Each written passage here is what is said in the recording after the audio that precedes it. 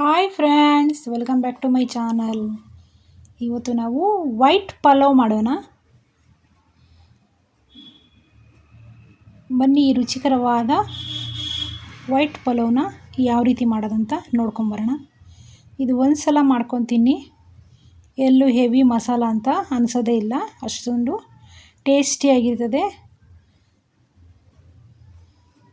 ಬನ್ನಿ, ರುಚಿಕರವಾದ ವೈಟ್ ಪಲಾವ್ ಯಾವ ರೀತಿ ಮಾಡೋದಂತ ನೋಡ್ಕೊಂಬರೋಣ. ಬನ್ನಿ ನೋಡಿ, ವೈಟ್ ಪಲಾವ್ ಮಾಡೋದಕ್ಕೆ ನಾವಿಲ್ಲಿ ಸ್ವಲ್ಪ ಚಿಕನ್ನ ತೊಗೊಂಡಿದ್ದೀವಿ, ಈರುಳ್ಳಿ ಒಂದು, 3 ಟೊಮ್ಯಾಟೊ, ಬೆಳ್ಳುಳ್ಳಿ ಶುಂಠಿ ಪೇಸ್ಟು, ಗರಂ ಮಸಾಲ, ಕೊತ್ತಂಬರಿ, ರುಚಿಗೆ ತಕ್ಕಷ್ಟು ಉಪ್ಪು, ಪುದೀನ, ಹಸಿಮೆಣಸಿನ್ಕಾಯಿ, ಉಂಡೆ ಹಸಿಮೆಣಸಿನ್ಕಾಯಿ. ಈಗ ಒಗ್ಗರಣೆ ಮಾಡೋದಕ್ಕೆ ನಾವಿಲ್ಲಿ ಒಂದು ಕಡಾಯಿ ಇಟ್ಕೊಳ್ಳೋಣ.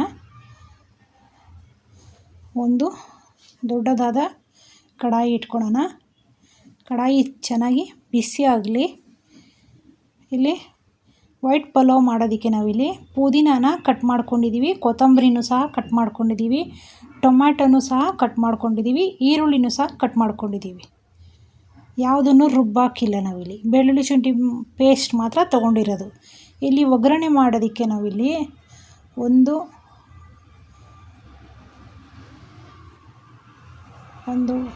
ಕಪ್ಪಷ್ಟು ಎಣ್ಣೆನ ನೋಡಿ, ಇಷ್ಟು ಪ್ರಮಾಣದಲ್ಲಿ ಎಣ್ಣೆನ ತೊಗೊಂಡಿದ್ದೀವಿ. ಒಂದು ಕಪ್ಪಷ್ಟು.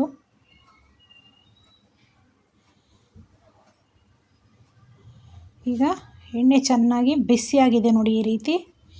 ಈಗ ಹಸಿಮೆಣಸಿನ್ಕಾಯಿ, ಉಂಡೆ ಹಸಿಮೆಣಸಿನ್ಕಾಯಿ ಹಾಕಿ ಈ ರೀತಿ ಪ್ಲೇಟ್ನ ಕ್ಲೋಸ್ ಮಾಡಿಬಿಡ್ಬೇಕು. ಇದು ಮಕ್ಕಳಿಗೆ ಭಾಳ ಇಷ್ಟ ಆಗುತ್ತೆ. ಒಂದು ಸಲ ಮಾಡ್ಕೊಂಡು ತಿನ್ನಿ. ಈ ರೀತಿ ಟೇಸ್ಟ್ ಅಂತೂ ಸೂಪರಾಗಿರ್ತದೆ. ಒಂದೇ ಥರದ್ದು ಪಲಾವ್ ತಿಂದು ಬೇಜಾರಾಗಿದ್ದರೆ ಈ ರೀತಿ ಡಿಫ್ರೆಂಟಾಗಿ ವೈಟ್ ಪಲಾವ್ ಮಾಡ್ಕೊಂಡು ತಿನ್ನಿ, ಸೂಪರಾಗಿರ್ತದೆ.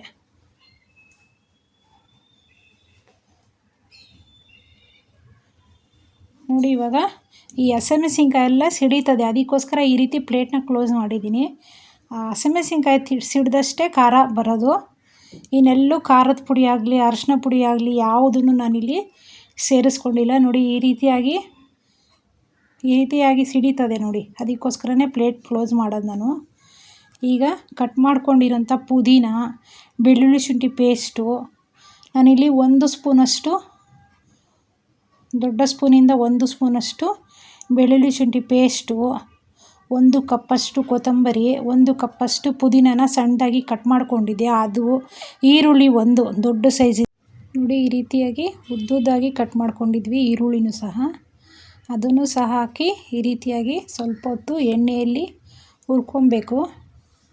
ಈಗ ಒಂದು 3 ಟೊಮ್ಯಾಟೊನ ಉದ್ದುದ್ದಾಗಿ ಕಟ್ ಮಾಡ್ಕೊಂಡಿದ್ವಿ, ಅದನ್ನು ಸಹ ಹಾಕಿ ಚೆನ್ನಾಗಿ ಎಣ್ಣೆಯಲ್ಲಿ ಹುರ್ಕೊಬೇಕು. ಈಗ ರುಚಿಗೆ ತಕ್ಕಷ್ಟು ಉಪ್ಪು, ಸ್ವಲ್ಪ ಚಿಕನು, ಗರಂ ಮಸಾಲ ಪೌಡ್ರು ಎಲ್ಲ ತೊಗೊಂಡಿದ್ವಲ್ಲ ಅದನ್ನು ಸಹ ಹಾಕಿ ನಾವಿಲ್ಲಿ ಈ ರೀತಿ ಮಿಕ್ಸ್ ಮಾಡ್ಕೊಬೇಕು. ಈಗ ಚಿಕನ್ ಸಾಫ್ಟ್ ಆಗೋವರೆಗೂ ಈ ಟೊಮೊಟೊನೂ ಸಹ ಸಾಫ್ಟಾಗಿ ಹೋಗುತ್ತೆ ನೋಡಿ. ಈ ರೀತಿಯಾಗಿ ಸ್ವಲ್ಪ ಹೊತ್ತು ಎಣ್ಣೆಯಲ್ಲೇ ಹುರ್ಕೊಳ್ಳಿ. ಆ ಚಿಕನ್ಗೆ ಮಸಾಲ ಹಿಡಿಬೇಕು. 1-2 ನಿಮಿಷ ಈ ರೀತಿ ಪ್ಲೇಟ್ನ ಕ್ಲೋಸ್ ಮಾಡಿಬಿಟ್ಟಿಡೋಣ. ಈಗ ನೋಡಿ, ಇವಾಗ ಈ ರೀತಿ ಪ್ಲೇಟ್ನ ಕ್ಲೋಸ್ ಮಾಡಿದ್ವಿ. ಇನ್ನೊಂದು ಸ್ವಲ್ಪ ಹೊತ್ತು ಬೇಯಬೇಕು, ಈ ಚಿಕನ್ನು ಸಾಫ್ಟ್ ಆಗಬೇಕು. ಈಗ ನಾವು ಅಕ್ಕಿನ ಒಂದು ಅರ್ಧ ಅವರ್ ಮುಂಚೆನೇ ಚೆನ್ನಾಗಿ ಒಂದು 4 ಸಲ ವಾಶ್ ಮಾಡಿಕೊಂಡು ಅರ್ಧ ಅವರ್ ಮುಂಚೆನೇ ನೆನೆಸ್ಕೊಂಡು ತೊಗೊಂಡಿದ್ವಿ. ಈ ರೀತಿ ಅಕ್ಕಿನ ತೊಗೊಂಡಿದ್ವಿ ನಾವು. ಅಕ್ಕಿನ ನೆನೆಸ್ಕೊಬೇಕು. ಪಲಾವ್ ಮಾಡೋಕ್ಕೂ ಮುಂಚೆನೇ, ಅರ್ಧ ಅವರ್ಗೆ ಮುಂಚೆನೇ ಅಕ್ಕಿನ ಚೆನ್ನಾಗಿ ವಾಶ್ ಮಾಡಿಕೊಂಡು ತೊಗೊಬೇಕು.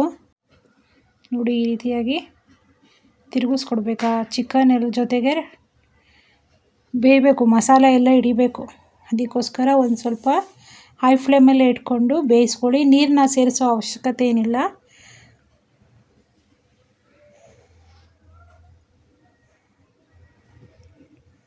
ನೋಡಿ, ಅದರಲ್ಲೇ ನೀರಿನ ಅಂಶ ಇರ್ತದಲ್ವ, ಟೊಮೊಟೊ ಚಿಕನಲ್ಲೇ ನೀರಿನ ಅಂಶ ಇರ್ತದಲ್ವ, ಅದರಲ್ಲೇ ಸ್ವಲ್ಪ ಹೊತ್ತು ತಿರುಗಿಸ್ಕೊಟ್ಟು ಸಾಫ್ಟ್ ಮಾಡ್ಕೊಬೇಕು ಆ ಚಿಕನೆಲ್ಲ. ಆಮೇಲೆ ಅಕ್ಕಿ ಹಾಕಿದ್ಮೇಲೆ ಬೇಯಿಸ್ಬಾರ್ದು, ಫಸ್ಟೇ ಸ್ವಲ್ಪ ಹೊತ್ತು ಚಿಕನು ಸಾಫ್ಟ್ ಆಗೋವರೆಗೂ ಬೇಯಿಸ್ಕೊಬೇಕು. ಒಂದು 10 ನಿಮಿಷ ಕಾಲ ಬೇಯಿಸ್ಕೊಬೇಕು ಈ ರೀತಿಯಾಗಿ ಹೈ ಫ್ಲೇಮಲ್ಲೇ ಇಟ್ಕೊಂಡು.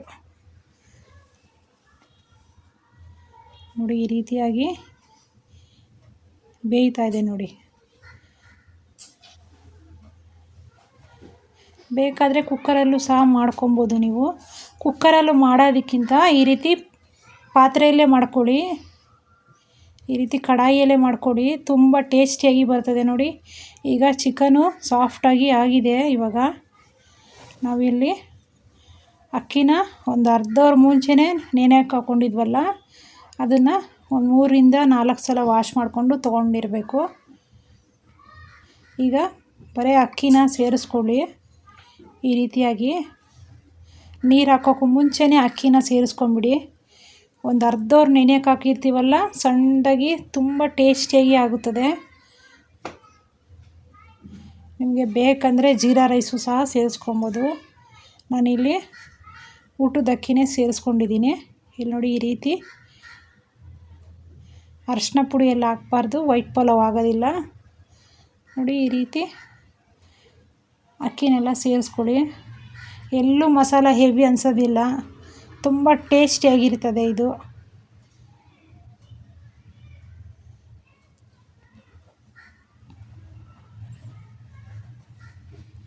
ಚಿಕನ್ ಗ್ರೇವಿ ಜೊತೆ ತಿನ್ನೋದಕ್ಕೆ ಸೂಪರಾಗಿರ್ತದೆ ಇದು. ನೋಡಿ, ಇವಾಗ ನಾವಿನ್ನು ಸ್ವಲ್ಪ ಹೊತ್ತು ಅಕ್ಕಿನೂ ಸಹ ಹಾಕಿದ್ವಲ್ಲ, ಸ್ವಲ್ಪ ಮಿಕ್ಸ್ ಮಾಡೋಣ ಒಗ್ಗರಣೆಯಲ್ಲಿ ಈ ರೀತಿಯಾಗಿ. ಈಗ ಒಂದು ಬೌಲಷ್ಟು ಸ್ವಲ್ಪ ಮೊಸರನ್ನ ಸೇರಿಸ್ಕೊಳ್ಳೋಣ.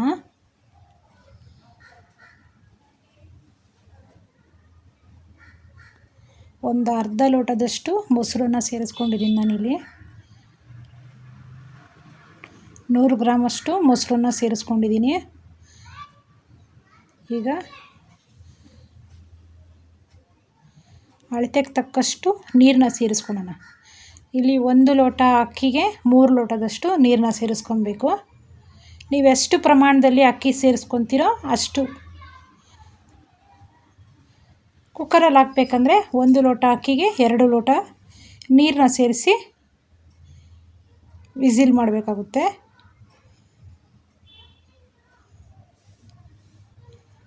ನೋಡಿ, ಇವಾಗ ಈ ರೀತಿ ಅಳತೆಗೆ ತಕ್ಕಷ್ಟು ನೀರನ್ನ ಸೇರಿಸಿದ್ದೆ. ಹೈ ಫ್ಲೇಮಲ್ಲೇ ಇಟ್ಕೊಂಡಿದ್ರೆ ಒಂದು 10 ನಿಮಿಷ ಕಳೆದಿತ್ತು.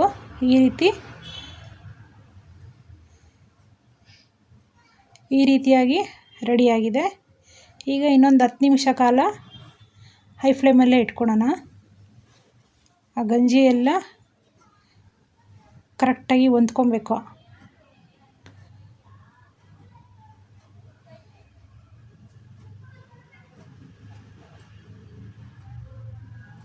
ನೋಡಿ, ಇವಾಗ ಒಂದು ಸ್ವಲ್ಪ ಮಿಕ್ಸ್ ಮಾಡ್ಕೊಳ್ಳೋಣ. ಈ ಹಸಿಮೆಣಸಿನ್ಕಾಯಿ ಪುದೀನ ಯಾವುದೂ ರುಬ್ಬಾಕಿಲ್ಲ, ಎಲ್ಲ ಕಟ್ ಮಾಡ್ಕೊಂಡು ಹಾಕಿದ್ದೀವಂತ ಈ ರೀತಿ ವೈಟಾಗಿ ಬರೋದು. ನೋಡಿ, ಇವಾಗ ಒಂದು 10 ನಿಮಿಷ ಕಾಲ ಆಗಿತ್ತು. ಈ ರೀತಿ ಇವಾಗ ತಿರುಗಿಸ್ಕೊಟ್ಬಿಟ್ಟು ದಮ್ ಮಾಡೋಕ್ಕೆ ಇಡೋಣ ನಾವಿಲ್ಲಿ. ನೋಡಿ, ಈ ರೀತಿ ಕ್ಲೀನಾಗಿ ಮಿಕ್ಸ್ ಮಾಡಿಬಿಟ್ಟು ಈ ರೀತಿ ತಿರುಗಿಸ್ಕೊಟ್ಟು ಒಂದು 10 ನಿಮಿಷ ಕಾಲ ದಮ್ ಮಾಡೋಕ್ಕೆ ಇಡೋಣ.